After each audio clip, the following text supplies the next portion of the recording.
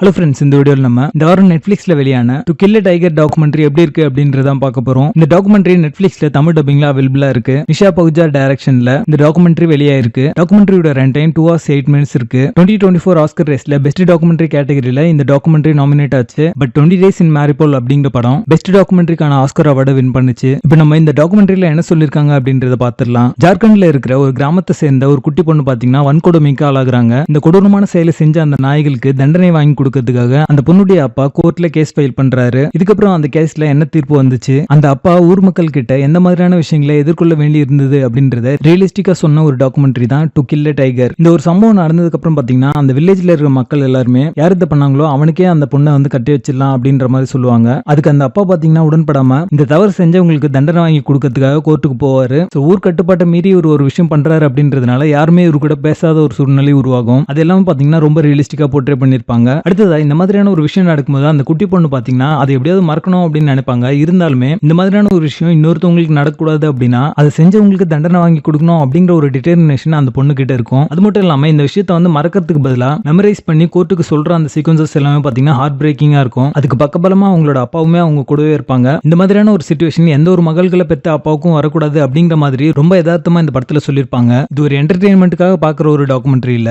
நீங்க நிறைய true crime documentary எல்லாம் பார்த்திருப்பீங்க. அதுல ட்விஸ்ட் அண்ட் டர்ன்ஸோட படத்துக்கு ஈக்குவலா வந்து வச்சிருப்பாங்க. அந்த மாதிரியான ஒரு டாக்குமெண்ட்ரி இது கிடையாது. இந்த டாக்குமெண்ட்ரி என்டர்டெயின்மெண்ட் வேல்யூக்காக எடுக்கப்பட்ட ஒரு டாக்குமெண்ட்ரி கிடையாது. ஒரு விழிப்புணர்வு எல்லாருக்கும் வரணும் அப்படின்றதுக்காக எடுக்கப்பட்ட ஒரு டாக்குமெண்ட்ரி தான். ஒரு சொசைட்டியா எந்த மாதிரியான அநீதிகள்லாம் நடக்குது, நம்ம அடுத்த லெவலுக்கு போகணும் அப்படின்னா இந்த மாதிரியான அநீதிகளை எப்படி அணுகணும் அப்படிங்கிற ஒரு தாட் ப்ரோவோக்கிங் மெசேஜை இந்த படத்துல சொல்லியிருப்பாங்க. க்ளோஸ் டு ரியாலிட்டியா எடுத்ததுனால தான் இந்த டாக்குமெண்ட்ரியை பாத்தீங்கன்னா ஆஸ்கருக்கு நாமினேட் ஆயிருக்கு. இவங்களுக்கு நடந்த அந்த அநீதியை பார்க்கும்போது கண்டிப்பா உங்களோட கண்கலங்க வைக்கிற மாதிரி அமைஞ்சிருக்கு அப்படின்னு சொல்லலாம். இந்த டாக்குமெண்ட்ரியோட பேசிங் வந்து ஸ்லோவா தான் இருக்கும். நீங்க பொறுமையா இந்த டாக்குமெண்ட்ரியை பார்த்து முடிச்சீங்க அப்படின்னா ஒரு நல்ல தாட் ப்ரோவோக்கிங் டாக்குமெண்ட்ரி பார்த்த ஒரு ஃபீல் இந்த படம் கண்டிப்பா தரும். மொத்தத்துல இது ஒரு நல்ல டாக்குமெண்ட்ரியா வந்திருக்கு. மிஸ் பண்ணாம பாருங்க. இந்த டாக்குமெண்ட்ரியில அடல்ட் கண்டென்ட் இல்ல, இருந்தாலுமே சென்சிட்டிவான விஷயங்கள் இந்த படத்துல இருக்கிறதுனால கிட்ஸோட இந்த படத்தை பார்க்காதீங்க. மெச்சூர் ஆடியன்ஸா இருந்தீங்கன்னா இந்த படத்தை நீங்க ஃபேமிலியோட பார்க்கலாம். டு கில் எ டைகர் டாக்குமெண்ட்ரிக்கு எங்களோட ரேட்டிங் 8 out of 10.